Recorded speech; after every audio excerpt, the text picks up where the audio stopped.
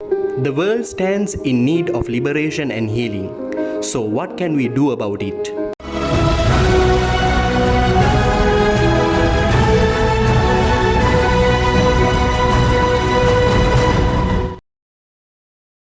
Healing and liberation are two things human beings are in need of. People all around the world try out thousands of ways and means for healing and liberation. What do we mean by healing?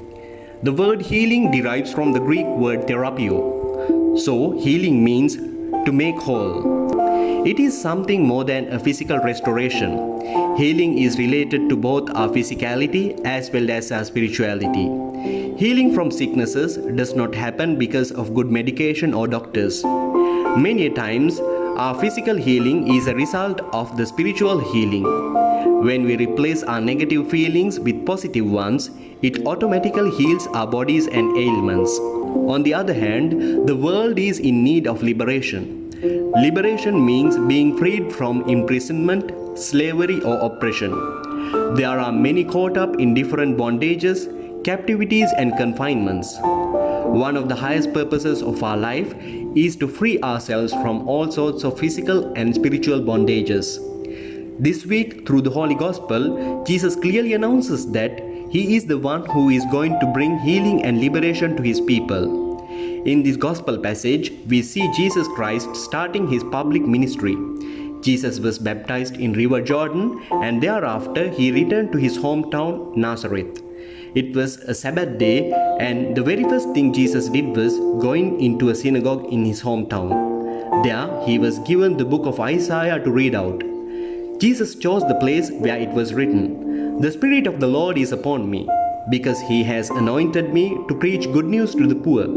He has sent me to proclaim release to the captives and recovery of sight to the blind, and to set at liberty those who are oppressed, and to proclaim the acceptable year of the Lord." After reading this, the eyes of all those who were in the synagogue were fixed on Him. Then Jesus said to them, "Today, this text has been fulfilled in your hearing." This was how Jesus officially began His mission on earth. He took His mission statement from Prophet Isaiah and personalized those words. Our Lord announced that He is the anointed one whose task is to bring healing and liberation to the whole world.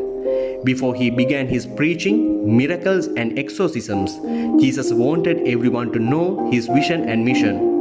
He tells that He would be going after the poor, the captives, the sick, the blind, and the downtrodden. Jesus is challenging us today with His mission statement. He is asking us as a shepherd, are you dreaming of serving those who are rich and powerful? Again, He is questioning us. Do you plan to gain something for yourselves by your mission? Jesus wants us to know that through our baptism, we are anointed to heal and to liberate those who are weak.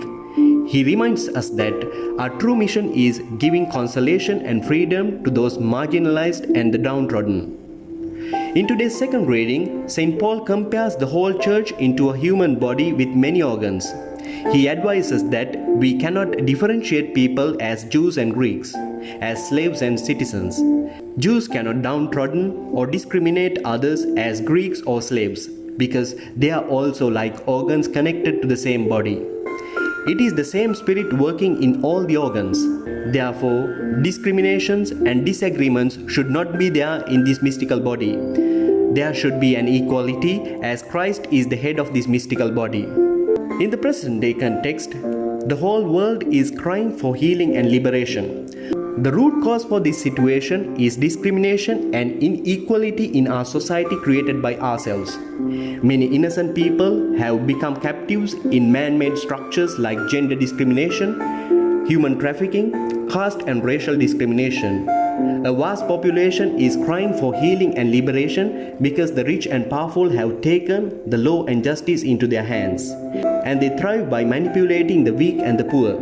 Today, Jesus calls us to stand for the poor, the captives, the blind, and the downtrodden. Through His mission statement, Jesus calls us to work for the healing and liberation of those who are suffering around us.